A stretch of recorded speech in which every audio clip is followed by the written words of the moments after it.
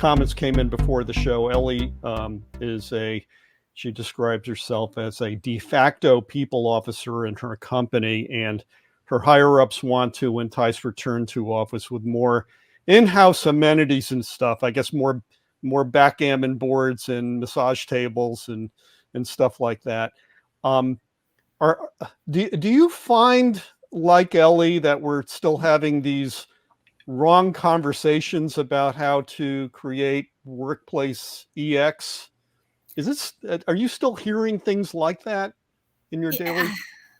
Probably a little bit, but also I think people are a little jaded. Like, if you want to get a finger on the pulse, I think go on like TikTok or Instagram and look at the workplace memes, look at the comments, knowing that maybe it's not all real. You could have bots, but I think that gives me a good sense of what people are saying at different levels.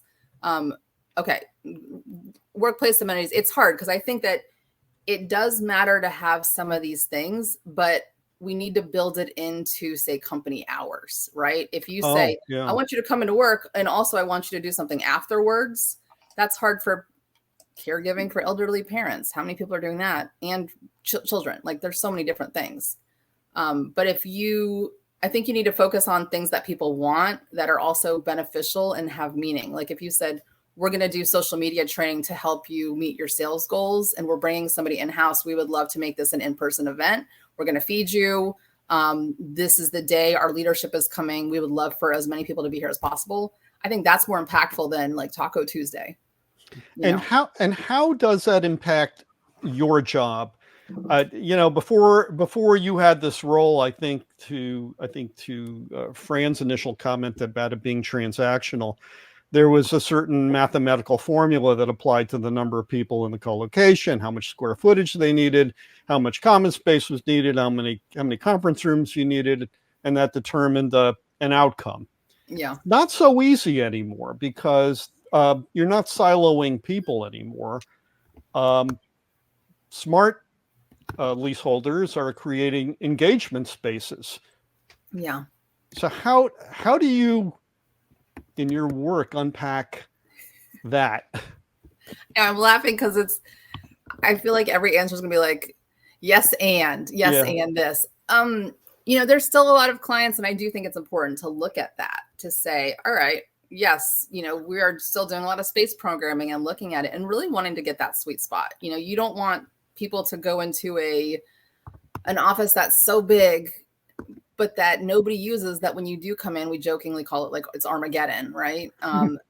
So then you're like, well, I am now negatively impacted when I come in. So what's the point? And that negatively reinforces you not wanting to come in and not seeing the purpose. Or when you do come in, a lot of people still need to do focused work. We have distributed teams. So I need to have those quiet spaces, which one point I want to make about that. I've noticed, and I've talked to clients, like over the pandemic, a lot of people had more quiet space than usual, or you might have had screaming kids at home like me, and you found yourself like noise is driving me crazy, where it didn't as much a few years ago. So I think people are more sensitive to, say, noise and distractions, just like the mental load of the pandemic. I think that's still sitting with us a little bit. So sorry, Dan, to answer your question, we still do need to just do like the very transactional stuff. Some people, they don't really care about experience. They're like, tell me how much space I need and we'll build it. And we're not as interested.